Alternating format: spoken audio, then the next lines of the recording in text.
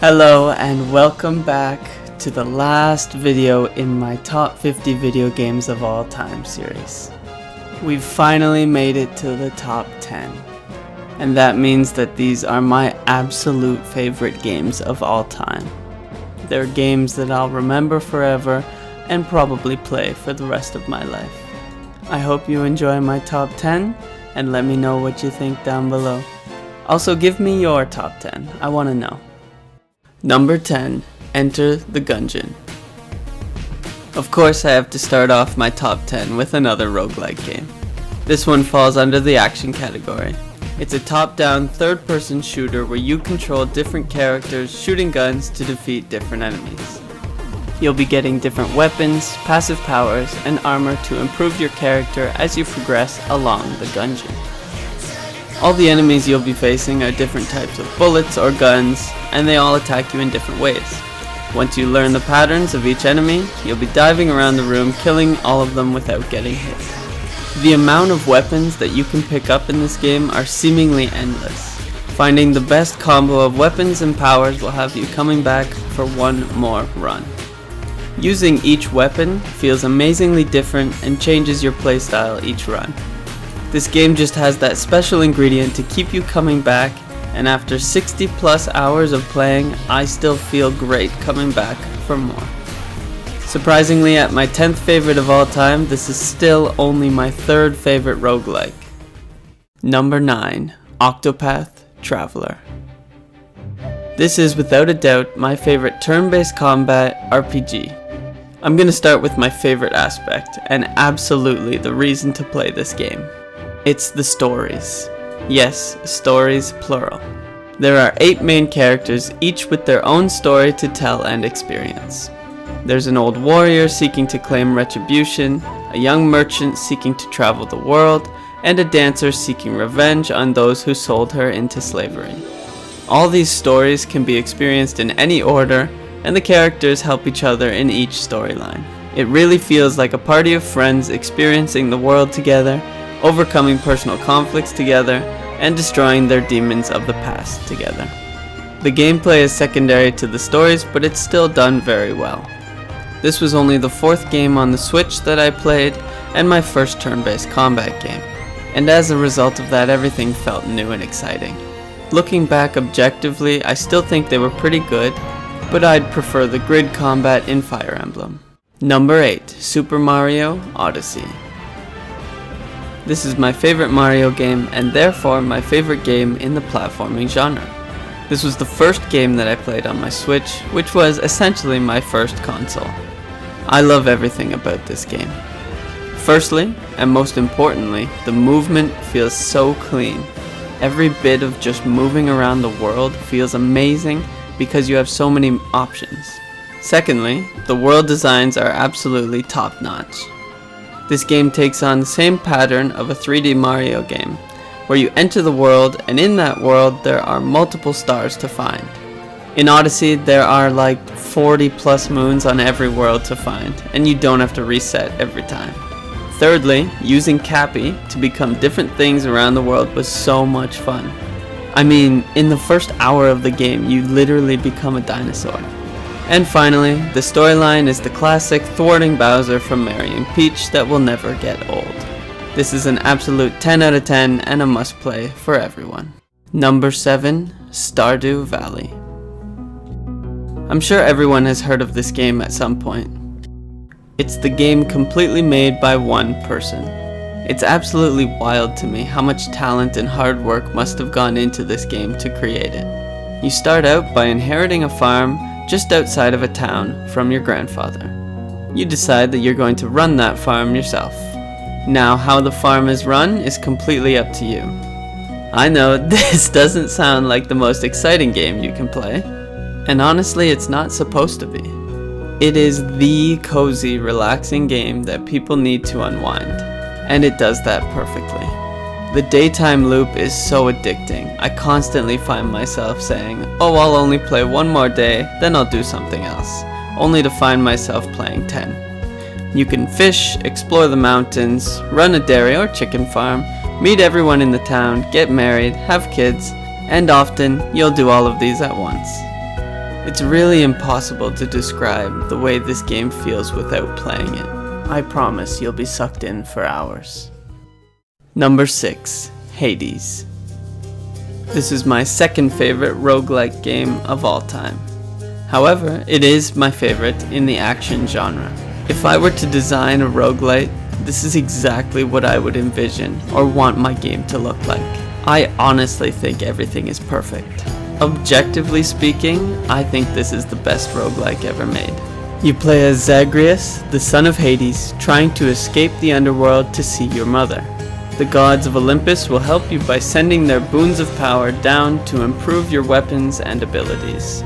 The mechanics of fighting are so crisp that every death is your fault. There are 6 weapons to choose from each run, and each of them feels very different. They each have their advantages and disadvantages. Getting the powers of each god will also shape your run to be different every time. The story here is amazing. When Zagreus dies, he resurrects in the river Styx at the beginning, where he will try again. All the NPCs are in on Zagreus' struggle to escape, and there's a lot of fantastic writing that plays on this story. Number 5. The Legend of Zelda: Breath of the Wild. I played this game in my first year of university when I bought my Switch. All of my friends had gone away for the weekend, so I decided to buy this game and play it. I did not put it down once the entire weekend. I loved every minute of it. The absolute best part about this game is the exploration and, honestly, endless things to do in this expansive world.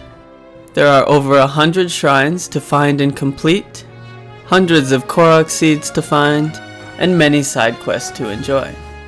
The story plays very well on this exploration by giving you control of when and what you want to accomplish. There are 4 different Divine Beast machines that we need to conquer, and Calamity Ganon to defeat in the main castle. You can complete these in any order you want to, with the game ending after you destroy Ganon. I loved the flexibility of this because it meant I could explore where I wanted. I wasn't forced to go to one beast before another. The best way I can describe this game is that it's immersive. You will be sucked in right away.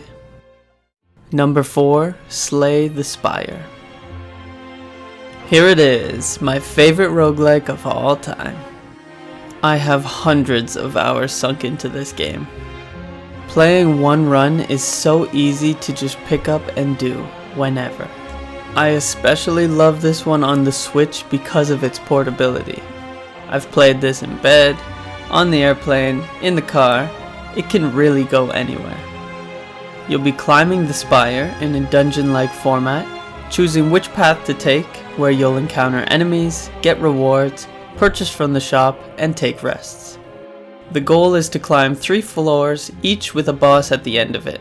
Defeating the last boss results in a victory. There are 4 characters, each with their own set of cards and different mechanisms. I personally like the Defect the most. The best part of this game is that each character has so many different cards and combo possibilities that I still go back for another run. And the Ascension levels keep you engaged after you've completed the game. Number 3. Sid Meier's Civilization 6. Civ 6 is a big one. This series has gained an immense amount of fans over the years, and for good reason. The action of taking a great civilization and leading it your way to victory in some fashion will always be addicting. In Civ 6, there are 78 different leaders to emulate and 50 different civilizations, all spanning in different eras. This is a 4x turn-based grand strategy game. Each decision you make will be an important one that can snowball your victory or cement your demise. Another one of my hobbies is board games, and this game is just one of the best solo video/board games you can play.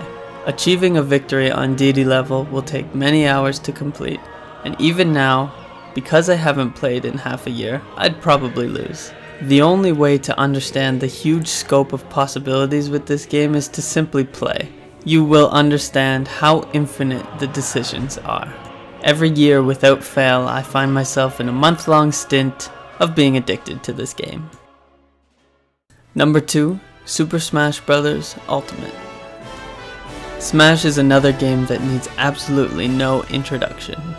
This is one of Nintendo's Infinity Stones of franchises that will be an instant success on launch.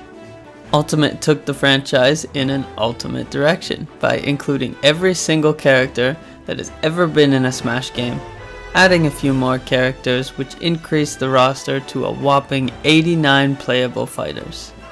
Pick whatever character you want and fight against your friends in the most addicting fighting game on the market. You can treat this game as a party game with chaotic items and final smashes, or you can play competitively in 2v2 teams or against one other person in a 1v1. Personally, this is my favorite way to play. I will never get sick of playing 1v1 matches against my friends. I've also been to multiple tournaments to test my skills there. I have thousands of hours into this game, and the only game that surpasses it is my number one. And finally, number one. Your freedom awaits. Hell, it's about time.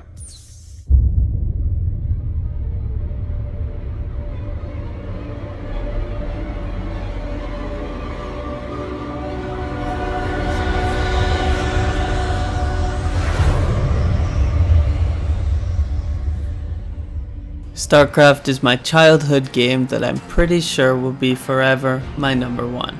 I can't tell you how much I've played this game.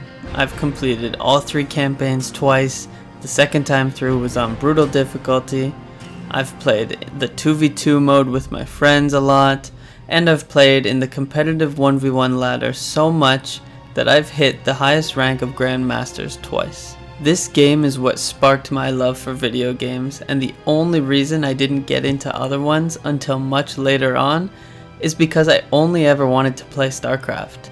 Nothing else interested me. No other RTS has done magic for me like this one did, and I don't really know why. StarCraft just has something about it that makes sense to me and makes me want to play again and again. StarCraft is a difficult game to get into and may very well be outdated now, but I will forever fondly remember StarCraft as my first video game love, and nothing will ever change that. And there we go, there's my top 10 video games of all time. Thanks for watching the entire series. If you haven't, go look at it on my channel, and once again, thanks for watching. Bye bye. Case closed.